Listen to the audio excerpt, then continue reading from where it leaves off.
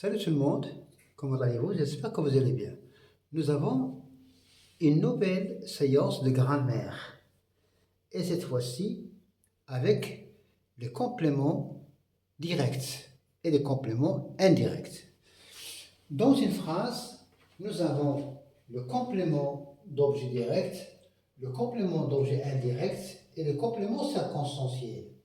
Hier, on a parlé des compléments circonstanciels, de lieu, de temps, de cause, de conséquences, de but. Aujourd'hui, on va consacrer cette vidéo au complément. Le complément, on dit souvent le complément de verbe. Il complète le verbe. C'est une information, معلومة, qui complète le verbe.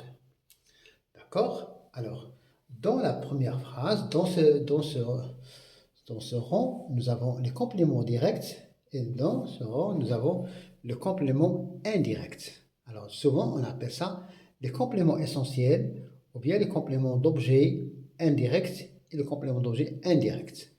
On commence par les compléments d'objet direct. Aziz visite la nouvelle école. On pose la question, que visite Aziz? Aziz visite l'école. Nous avons ici le sujet, un nom propre sujet. Nous avons visité et nous avons la nouvelle école. Alors, la nouvelle école est un complément d'objet direct. Alors, on voit bien qu'entre le verbe et le groupe nominal, la nouvelle école, qui est un complément d'objet direct, il n'y a pas de préposition. Deuxième, on va voir maintenant un équivalent dans le complément indirect. Les enfants jouent au ballon. On pose la question, les enfants jouent à quoi? Les enfants jouent au ballon. Alors, au ici, c'est un déterminant contracté. A plus le ballon qui devient au ballon. Donc, c'est un complément, c'est un article décontracté, ou bien un déterminant contracté. O veut dire A plus Les enfants jouent au ballon. Nous avons ici la préposition A plus et donc nous avons ici un complément d'objet indirect. On pose la question, les enfants jouent à quoi? Les enfants jouent au ballon. Deuxième phrase de complément direct. L'élève récite le poème. L'élève, c'est le sujet. Le verbe réciter, le poème. Alors, on pose la question, que récite l'élève? L'élève récite le poème. Donc, le poème, c'est un groupe nominal complément. Complément du verbe. Il complète le verbe. On ne peut pas dire l'élève récite sans ajouter un complément. Il récite quoi? On peut dire il récite la leçon, il récite le poème, il récite le proverbe. D'accord? Ici, 2. L'enfant apprend à nager. Nous avons ici l'enfant, c'est le sujet, apprend, c'est le verbe qui exprime une action. À nager, il y a la préposition à suivie d'un verbe à l'infinitif. Alors on pose la question, l'enfant apprend à quoi?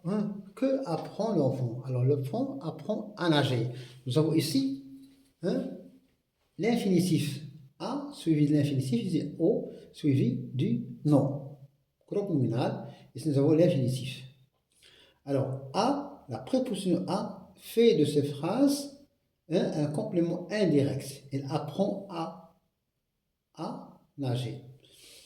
Troisième phrase du discours direct, le professeur distribue les photocopies.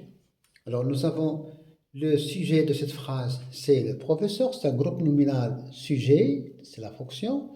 Distribue, c'est le verbe. Les photocopies, c'est le complément d'objet direct. Il n'y a pas entre le verbe et le groupe nominal, il n'y a pas de préposition qui les sépare. C'est pourquoi on l'appelle un complément d'objet direct. Il complète le verbe. Ali pense à ses vacances. Alors, on pose la question. Alors, Ali, c'est le sujet. Pense, c'est le verbe. A, c'est vacances, c'est le complément d'objet indirect. Alors, on pose la question. À quoi pense Ali? Hein? Ali pense à ses vacances. Donc, à ses vacances, c'est un complément d'objet indirect. Voyons, la préposition à et de font toujours, hein, ils séparent le verbe du groupe nominal. C'est pourquoi on appelle ça complément indirect. 4. Le joueur rate le penalty, hein, sans accent. Le joueur rate le penalty. Que rate le joueur? Alors le joueur, c'est le sujet, groupe nominal sujet. Rater, ضيع, c'est le verbe.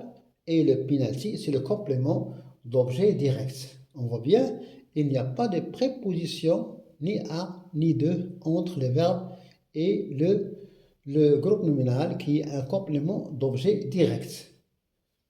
Alors on voit bien que le complément, il complète le verbe.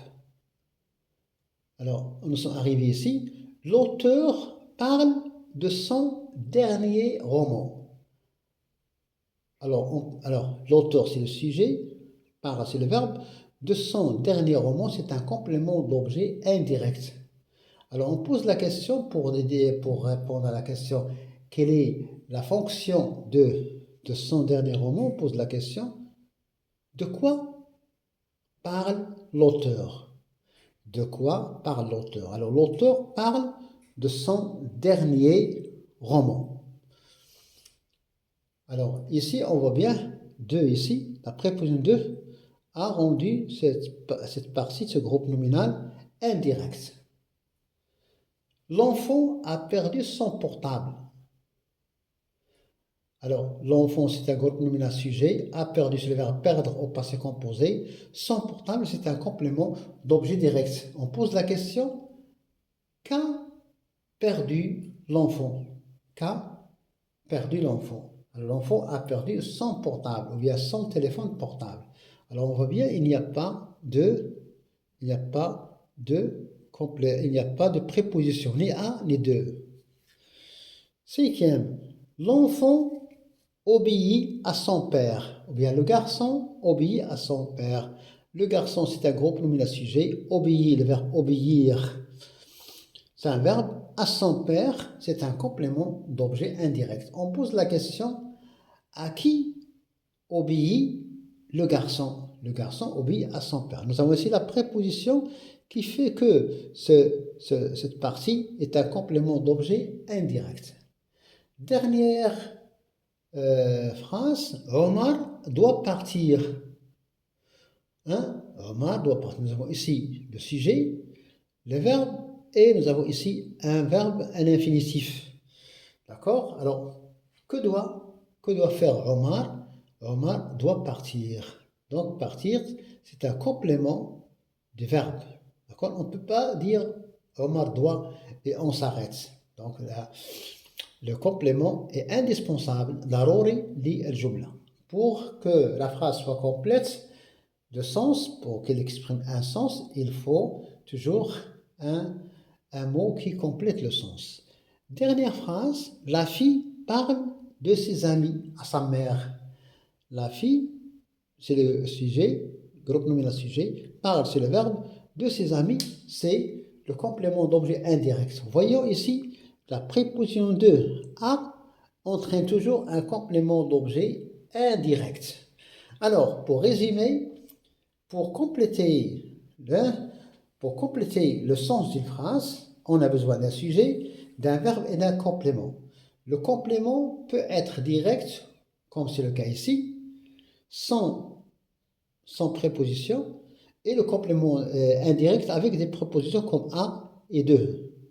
Alors, on ne peut pas, alors si on peut déplacer le complément circonstanciel au début ou bien à la fin, on ne peut pas déplacer ni supprimer le complément d'objet direct et le complément d'objet indirect. On ne peut pas déplacer. Mais on ne peut pas dire la nouvelle école, Aziz visite, ou bien le poème, l'élève récite, ou bien les photocopies, le professeur distribue. Non. Alors, toujours les compléments directs, les compléments d'objets indirects ne sont pas déplaçables. On ne peut pas les déplacer. D'accord? On ne peut pas non plus les supprimer. ما يمكننا نحذفوهم ما يمكن لنا نغيروا لهم المكان. D'accord? Merci et bonne chance. Salut.